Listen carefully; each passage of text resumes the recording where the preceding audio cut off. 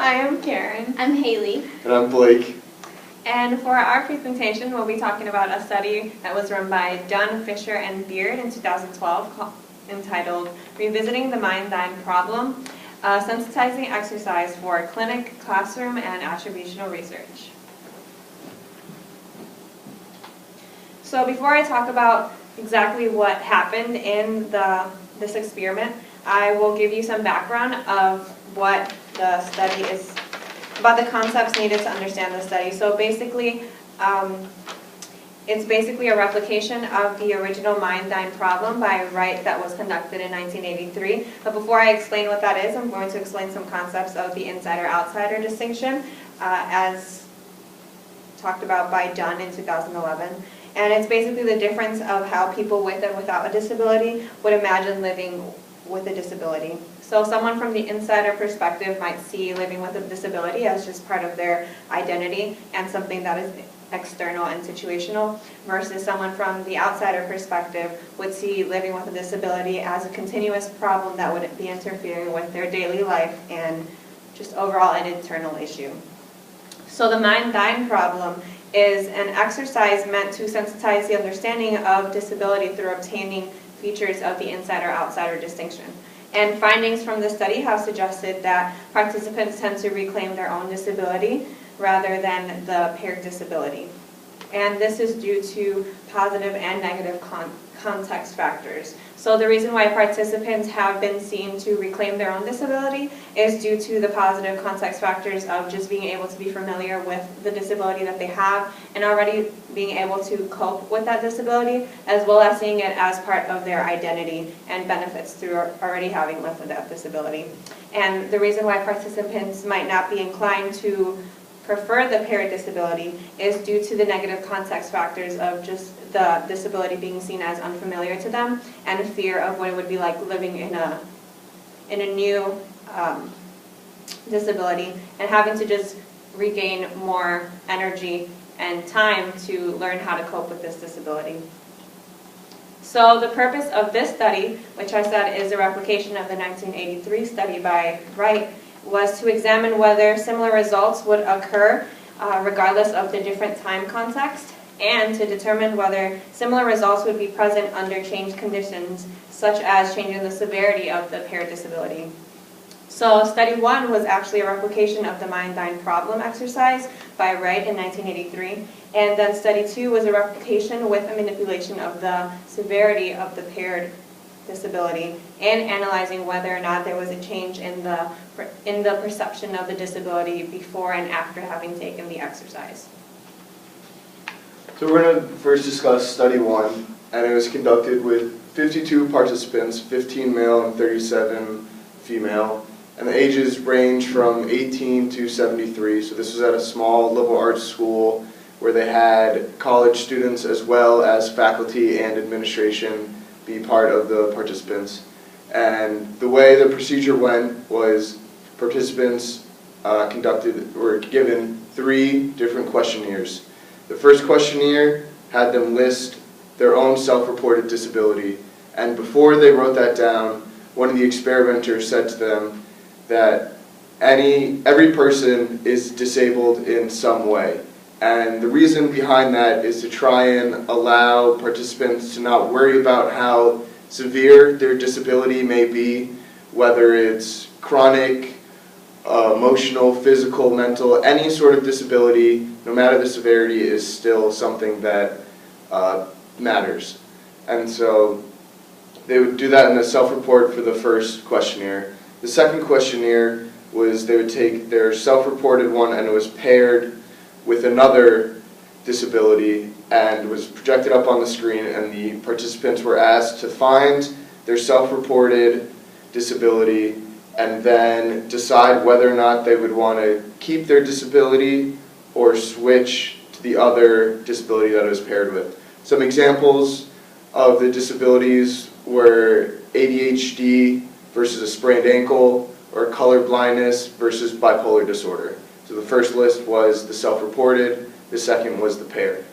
And then the third questionnaire had open-ended questions toward the participants, asking them why they made a certain decision and how they felt about that, and just trying to have a more larger discussion of their feelings towards disabilities. So now examining the results, there was no difference in sex, so they didn't explore that any further. And their findings followed what Wright found, where 78% of the participants kept their own disability versus switching with the paired disability. And this also was shown between ages as well, as 81% of the college students chose their own and 74% of the faculty and administration chose their own. But an interesting part about this was the self-reported and how the self-report and how that affects their daily life, and how about 64% of participants said that their disability impacts them on a daily basis. But the biggest reason why they didn't want to switch was their fear of how the other disability would impact them, and 94% of the participants said that if they switched, that would hinder their daily life. So that's a very big difference versus the actuality of how the disability impacts their life and the perception of what a disability would be, whether they haven't lived with that. So now we're going to discuss study 2, which is the extension with severity on the original Wright study. Okay, so study 2 looked at differences in severity and also attitude tests associated with disabled persons. So the SADP was an addition to the study, and that is the Scale of Attitudes Toward Disabled Persons. And this was taken at 3 separate times during the study. It was emailed to all 50 participants a week before the study took place as a baseline assessment of attitudes towards disabled persons. And it was then taken again before the debriefing following the study. And it was taken a third time 2 weeks after the study occurred to see a follow-up assessment of attitudes. And the exercise for the study was that all participants were paired with a disability that was either more severe or less severe than the disability that they identified with having. 25 participants were paired with one more severe, and 25 participants were paired with one less severe, and this was randomly assigned throughout participants. So, results showed that 90% of participants chose to retain their own disability. And this breakdown was all 10 males in the study, and 35 out of the 40 females chose to retain their own disability. And this showed that there was no effect of the severity of the paired disability on their decision to retain their own disability. So, for example, during the exercise, participants used Likert scales to rate their experiences or perceived experiences of their own disabilities, other disabilities, and so it was shown that participants actually notice a difference in severity in disabilities. So, for example, if someone was paired with a less severe disability, they would rate themselves as more fortunate. But this didn't affect how many chose to retain their own disabilities. Also, with the SADP results, the 2 post-tests showed that participants had more favorable attitudes towards people with disabilities than in the pre-test. And this was shown in even test number 3, which showed that the effect was sustained over time. So, as you could probably have already seen from the results, compared to the original study by Wright in 1983, this study specifically supports the findings from the original study.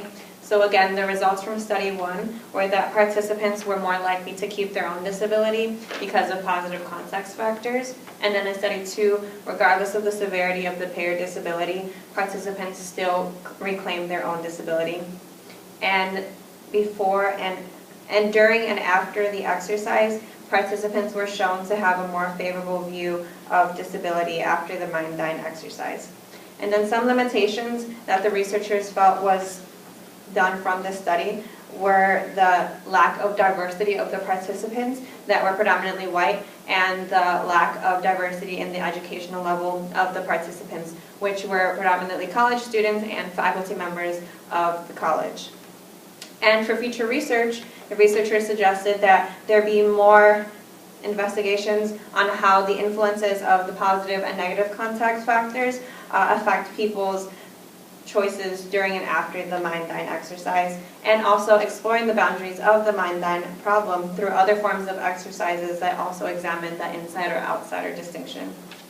And just in terms of how this can apply, how the mind-dine problem can be applied to other settings, this could be seen to be applicable in clinical settings, whether that be to educate the staff and the families who might be interacting with people with disabilities, or in the classroom, whether in a curriculum for students to learn about and engage, or even for the staff that are teaching at the schools.